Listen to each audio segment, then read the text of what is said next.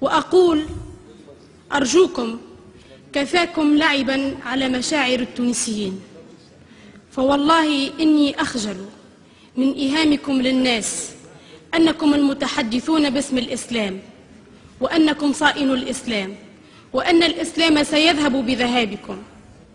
فوالله إن مسلمون من قبلكم ومسلمون من دونكم ومسلمون من بعدكم، فإن كان تمسككم بالسلطة هو فقط لأجل الإسلام فأنا أقول لكم اذهبوا واطمئنوا على الإسلام، فهو لم يسقط بوفاة سيد الخلق عليه الصلاة والسلام، فما باله بذهابكم.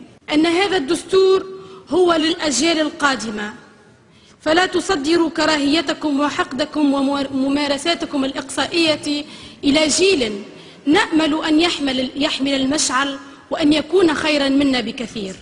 فاعتبروا مما حصل في مصر والتفوا حول شعبنا. تهدد فينا ولا شنو؟ ولا تؤسسوا لدستور يضمن لكم الانفراد بالحكم.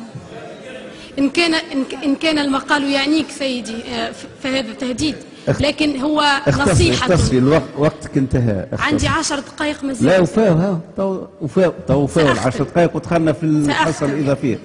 أو قدامي كورونا. سأختم. هذه نصيحة يجب الاعتبار بها. فالتفوا حول شعبنا ولا تؤسسوا لدستور يضمن لكم الانفراد بالحكم، لأن ذلك لم ينفع مع غيركم ولن ينفع معكم. فقد كنتم تصرخون وتنددون بإقصائكم في العهد السابق، ولما وصلتم إلى الحكم سعيتم لإقصاء منافسكم السياسيين. كنتم تحتجون وتطالبون بقضاء مستقل. من فضلك انجز وانتهى وقتك. ولما وصلتم الحكم ووضعتم أيديكم على القضاء واحتجزتم مواطنين برأتهم المحاكم. كنتم تدعون الدفاع عن الدين الإسلامي، ولما وصلتم الحكم أصبحتم تتاجرون بالدين وتظنون أن الله لم يهدي سواكم.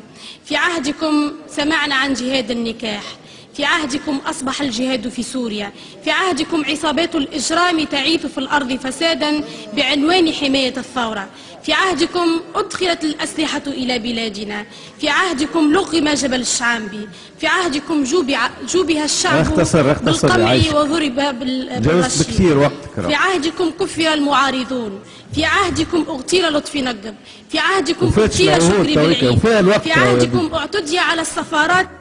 راني باش نضطر نقص الميكرو. اتركني أختم. لا أعطيتك أكثر من وقتك، ما ثماش